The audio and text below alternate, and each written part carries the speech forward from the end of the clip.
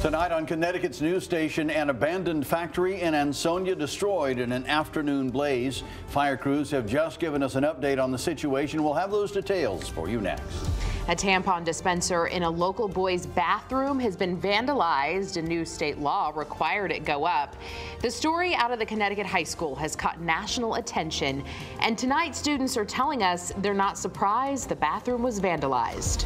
And a major escalation overseas tonight. Our military launching a series of missile strikes against targets in Syria and Iraq. We'll have new details on which sites are being targeted. That's all ahead. Now at 10, this is Fox 61, Connecticut's news station.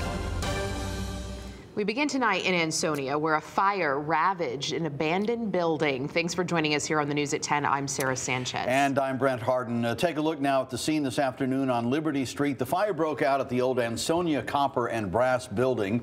Calls came in just before 5 p.m. The fire department tells us that when they arrived, they found a 2-alarm fire.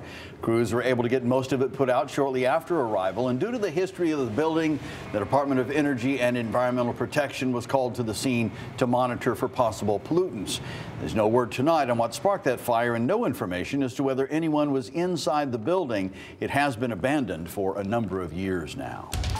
We'll give you an update on Ansonia when we know more, but for now it's time for a check on the forecast. And the big headline here is the sun is finally coming out tomorrow. Yay. Here's Chief Meteorologist Rachel Frank with what we can expect this weekend. Rachel. Yeah, after 10 days, we went back and counted with the clouds dominating. We finally get to see the sun, and it's not just out on the day tomorrow, but all weekend and even through much of next week. Today's high temperature was 43 degrees, so we were above average. I think tomorrow will be a bit cooler, but because we have that sunshine, I think it'll make up for it. You're noticing multiple showers here to the east of us, and we're just getting grazed with what might be a few flurries or flakes here in Windham County.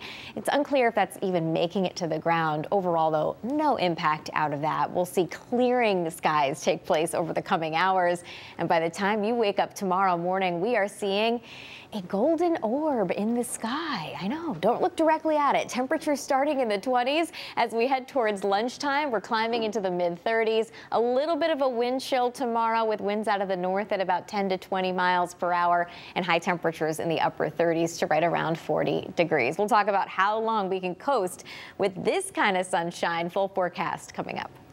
All right, Rachel, thank you. State police have arrested a man accused of breaking into a hotel room and pretending to be a police officer. They say they were called to Griswold's Comfort Inn this morning on reports that 45-year-old Jonathan Brand had broken into a woman's hotel room, possibly with a weapon. The woman says Brand announced himself as police and then pushed the door open. Police say they found him in that room and took him into custody. He's being held on $500,000 bond and facing a litany of charges. He'll be arraigned on Monday. Vandalism at a Connecticut high school has catapulted them into the national spotlight. Someone ripped a newly installed tampon dispenser off the wall of a boys' bathroom at Brookfield High School. That's where we find Fox 61's Matt Karen with the story. The principal here at Brookfield High School says this isn't the first time there's been vandalism in the bathroom. Broken stall doors, soap dispensers, things getting stuffed in the toilets. But it is the most egregious example.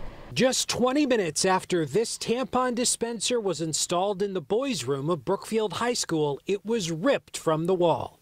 They already have like the nurse's bathroom and they have an all-gender one, so I don't really care, but it's just not that big of a deal. Student Alistair Gall tells Fox 61 he thinks there's more important things to talk about than bathroom vandalism. We've been doing that for like the past 3 years. I just feel like it's kind of getting blown out of proportion. Brookfield High Principal Mark Belanda sent this message to students and staff saying he was disheartened, dismayed, and disgusted. But there are others, including state lawmakers, who are just as disgusted the dispensers were put up at all. Rather than debate this policy, I'll just simply say that I don't approve of it.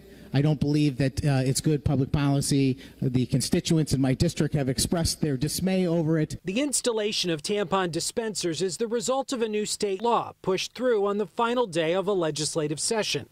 The law states boards of education shall provide free menstrual products in women's restrooms, all gender restrooms, and at least one men's restroom.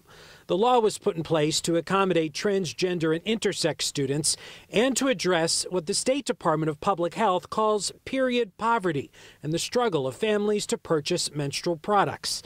The State Department of Education sent a statement saying, quote, having open dialogue in the school community can help everyone understand the law, ensure a school environment where everyone is respected and all students are supported.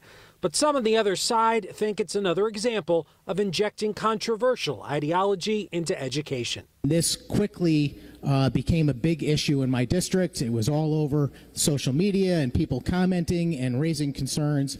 Brookfield police also showed up at the school today. They say out of concern for student safety, the school will reinstall the tampon dispenser. They believe they know who was responsible. Reporting outside Brookfield High School, Matt Caron, Fox 61, Connecticut's news station. New Haven police are asking the public for help identifying a suspect they are calling a serial armed robber. Since January 20th, they say he's robbed 6 businesses spread across the entire city. At each location, he enters shortly before closing time, displays a gun, and demands money from workers. Police say he has worn the same pair of sneakers during each robbery, but changes clothes, which makes him harder to identify.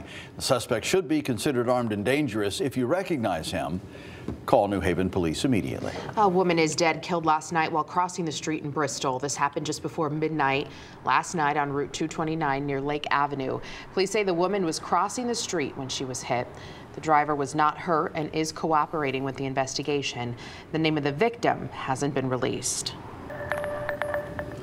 Day 16 in the trial of Michelle Troconis fell on Groundhog Day, and like every day this week, it was another day that prosecutors spent painstakingly presenting expert analysis of evidence, arguing it incriminates Jennifer Farber-Dulos' estranged husband and presumed killer Fotis Dulos, but not necessarily Troconis herself. So far, she remains in the shadows of the presentation of their case. Prosecutors say the evidence examined by a forensic scientist was dumped by Fotis Dulos. His then-girlfriend, Michelle Troconis, was along for the ride that day in May of 2019. Now, coming up later this hour, our legal expert reviews the key takeaways at this point in the trial and when the focus might shift to Michelle Troconis. After a deadly drone strike, the U.S. is firing back. The military says they've hit more than 85 locations in Iraq and Syria, and all targets are connected to Iran-backed militias. As the conflict keeps growing, so is the concern our country will get sucked into another war in the Middle East. Fox's Connor Hansen has details from New York. Airstrikes in Iraq and Syria came less than 2 hours after the remains of 3 U.S. soldiers were returned home from Jordan. U.S. Central Command says long-range B-1 bombers were used in the strikes that hit more than 85 targets. CENTCOM says they hit command centers, munitions, and drone storage used by Iran's Islamic Revolutionary Guard Corps and Iran-backed militias. President Biden says the strikes will continue, releasing a statement saying, quote, the United States does not seek conflict in the Middle East or anywhere else in the world, but let all those who might seek to do us harm know this: if you harm an American, we will respond. National Security Council spokesperson John Kirby says all the targets were connected to recent attacks on American bases. This was about degrading capability, taking away in a more robust way than we have in the past, taking away capabilities by the IRGC and the militant groups. There have been at least 166 attacks on U.S. forces in the region since October. While many on Capitol Hill supported the strikes, some say it did not come soon enough. The way to get into a war is the hesitant half measures that Joe Biden has implemented over the last 3 years. The president is striking back. 7 locations, 85 plus hits, and more to come. Let's see how all this plays out. Kirby says he expects there will be more strikes, but would not go into details. In New York, Connor Hansen, Fox 61, Connecticut's news station. And new tonight here at home, a group of high school students from across the state kicked off a 7-week program to become leaders for an important cause.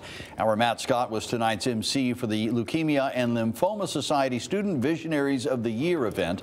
Happened in Newington.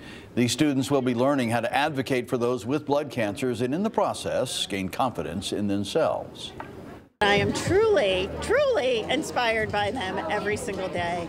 These kids do amazing things, and when they're passionate about a cause, it really is amazing what they can do.